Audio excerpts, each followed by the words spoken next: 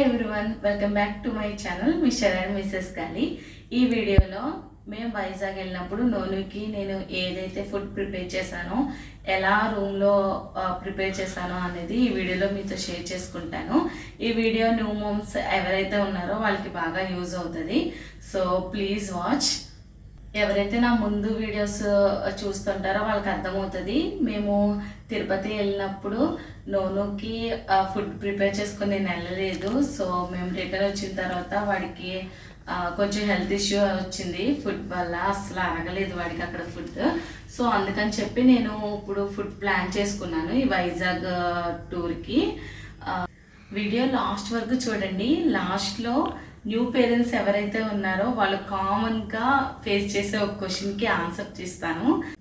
నేను నోను కోసం ఎలాంటి రెసిపీస్ సెలెక్ట్ చేసుకున్నానంటే వాడికి ఈజీగా డైజెస్ట్ అయిపోయే ఫుడ్ని నేను సెలెక్ట్ చేసుకున్నాను. ఎందుకంటే వాడు జర్నీలోనే ఎక్కువ టైం స్పెండ్ చేస్తాడు. ఎక్కువ తిరగడానికి కానీ ఆడుకోవడానికి కానీ అసలు టైం ఉండదు. కాబట్టి నేను వాడికి చాలా ఈజీగా అరిగిపోయే ఆ రెసిపీని అయితే సెలెక్ట్ చేసుకున్నాను.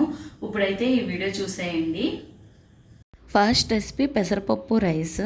నేను రెగ్యులర్గా మాకు యూజ్ చేసే ఆయిల్స్ని వీడికి నేను వండే వంటల్లో యూజ్ చేయను. మేమున్న ఏరియాలో ఆయిల్ని మన ముందే మిల్లు పట్టి ఇస్తారు. సో నేను అలా వేరుశనగ కానీ నువ్వులు కానీ సెలెక్ట్ చేసుకొని తెచ్చుకుంటున్నాను. ఆయిల్లో తాలింపులు అండ్ 1 కప్పు పప్పు, ఇంకో కప్పు రైస్ వేసి బాగా ఫ్రై చేసి ఒక బాక్స్లోకి తీసుకున్నాను. రూమ్లో వంట చేయడానికి కెటిల్ తీసుకున్నాను. సో అన్నీ అందులోనే ప్రిపేర్ చేశాను. చూడండి ఎంత బాగా కుక్ అయిందో. నెక్స్ట్ రాగి జావ సెలెక్ట్ చేసుకున్నాను.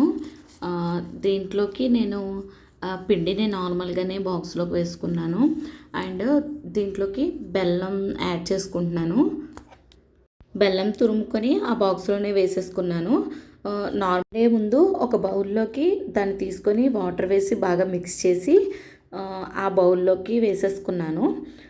దాన్ని ఎలా సెట్ చేసుకోవాలో చూపిస్తాను చూడండి. కెటిల్ని నేను తీసుకుంది పిజియన్ బ్రాండ్. ఇంకా ఆ ప్లగ్ దానికి ఈజీగా ఫిక్స్ చేసేసి మనము ఇక్కడ 100 degrees అండ్ 70 degrees ఉంటుంది. సో ఆన్ చేసి 70 degreesలో పెట్టుకుంటే వితిన్ 5 minutesలో మన ప్రిపేర్ అయిపోతుంది. సో నా జావ కూడా అలానే అయిపోయింది ఈజీగా. రెసిపీ వచ్చేసి ఇడ్లీ. ఇది మల్టీ మిల్లెట్ ఇడ్లీ రవ్వ. సో నేను ఇక్కడే కలిపేసి తీసుకెళ్ళాను. అక్కడికి నేను వెళ్ళేటప్పుడు చిన్న కూరగిన్నె తీసుకెళ్ళాను. ఆ చిన్న కూరగిన్నెలోనే ఇడ్లీ పిండిని పెట్టి స్టీమ్ చేసుకున్నాను. నెక్స్ట్ రెసిపీ వచ్చి సేమియా. సో సేమియాని నేను వాడి బర్త్డే ఎప్పుడు చేద్దామని చెప్పి ప్లాన్ చేసుకున్నాను. నెయ్యి వేసుకొని దాంట్లోకి డ్రై ఫ్రూట్స్ అండ్ సేమియా అన్నీ కూడా రోస్ట్ చేసుకున్నాను. సో చేసుకొని ఒక బాక్స్లోకి తీసుకొని అండ్ షుగర్ కూడా వేసేసుకున్నాను దాంట్లోనే. వండే ముందు పాల ప్యాకెట్ తీసుకొచ్చి దాంట్లో ఇవన్నీ మిక్స్ చేసి బాయిల్ చేశాను. సో ప్రిపేర్ అయిపోయింది. రెసిపీ వచ్చి ఓట్స్ ఉప్మా చేద్దామని ప్రిపేర్ చేసుకున్నాను.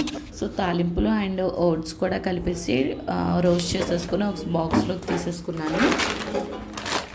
వేసి దీన్ని కూడా ఇలానే కుక్ చేసేసుకున్నాను.